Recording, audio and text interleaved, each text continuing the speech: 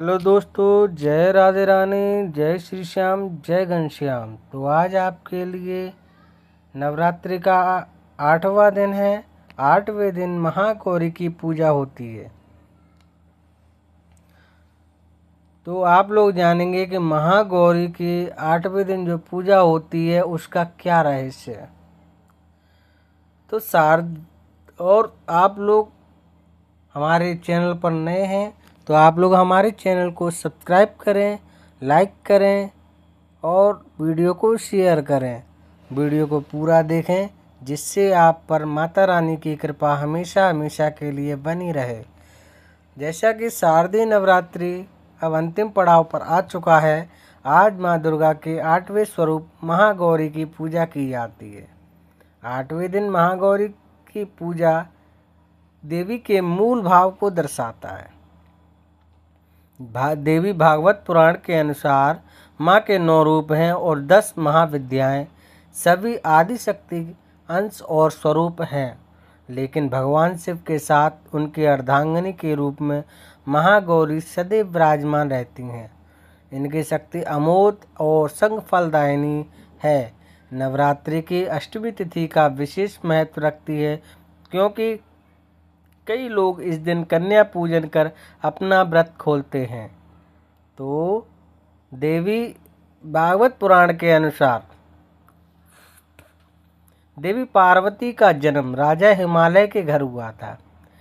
देवी पार्वती को मात्र 8 वर्ष की उम्र में ही अपने पूर्व जन्म की घटनाओं का आभास हो गया और तब से ही उन्होंने भगवान शिव को पति रूप में प्राप्त करने के लिए तपस्या शुरू कर दी।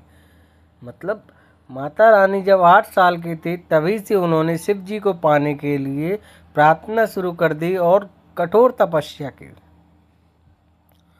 अब जैसे कि अपनी तपस्या के दौरान माता ने कंदमूल, फल, पत्तों का आहार करती थी और बाद में माता रानी केवल वायु पीकर तप करना आरंभ कर दिया।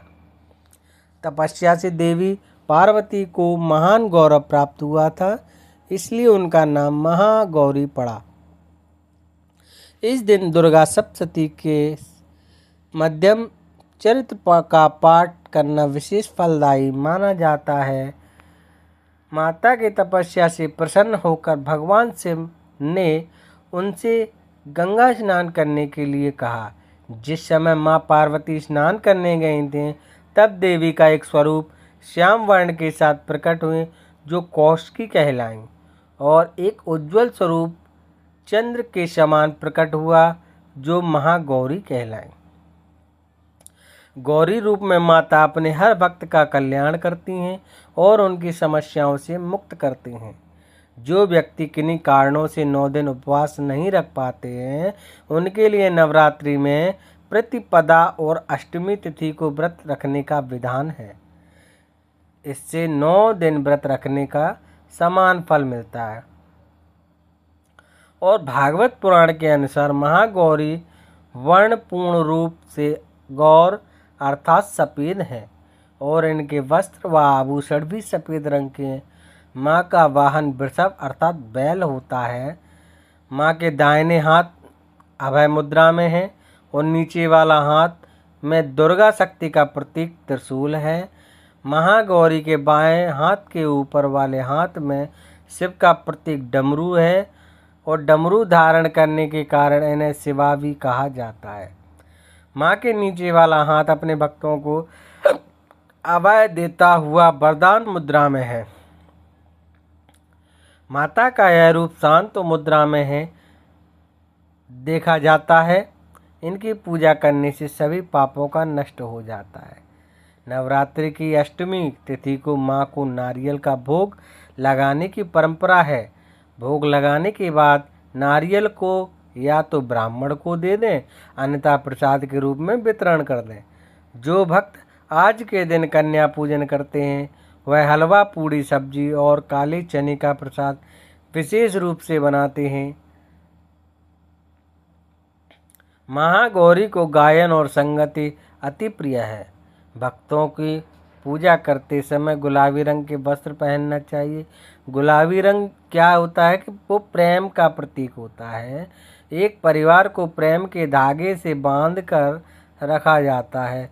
इसलिए नवरात्रि की अष्टमी के दिन गुलाबी रंग पहनना शुभ माना जाता है। जो भक्त इस दिन कन्या पूजन करते हैं वह माता को हलवा चने का प्रसाद भोग लगाना चाहिए। इस दिन कन्याओं को घर पर बुलाकर उनके पैरों को धुलकर मंत्र द्वारा पंचोपचार पूजन करना चाहिए। रोली तिलक लगाकर कलावा बांधकर सभी कन्याओं को हलवा पूड़ी सब्जी और चने का प्रसाद परोसें। इसके बाद में उनसे आशीर्वाद लें और सामर्थ्य अनुसार उन्हें कुछ न कुछ भेंट में दें जिससे आपकी इच्छाएं पूर्ण हों और कन्याएं आपको आशीर्वाद देकर जाएं और जिससे आपको सौभाग्य की प्राप्ति होगी। माँ का यह रूप मोक्षदायिनी है, इसलिए इनकी आराधना करने से असंभव कार्य भी संभव हो जाते हैं।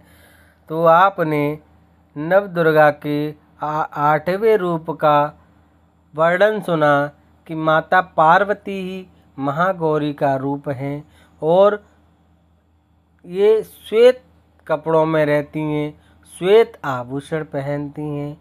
तो आप लोगों को हमारी महागौरी की कथा अगर अच्छी लगी हो तो आप इसे लाइक करें, शेयर करें और कमेंट करें। जय माता दी। और हमारे चैनल पर जो लोग नए आए हैं वो लोग हमारे चैनल को सब्सक्राइब करें ताकि उन्हें रोज़ नई कहानी के साथ रूबरू करा सकें।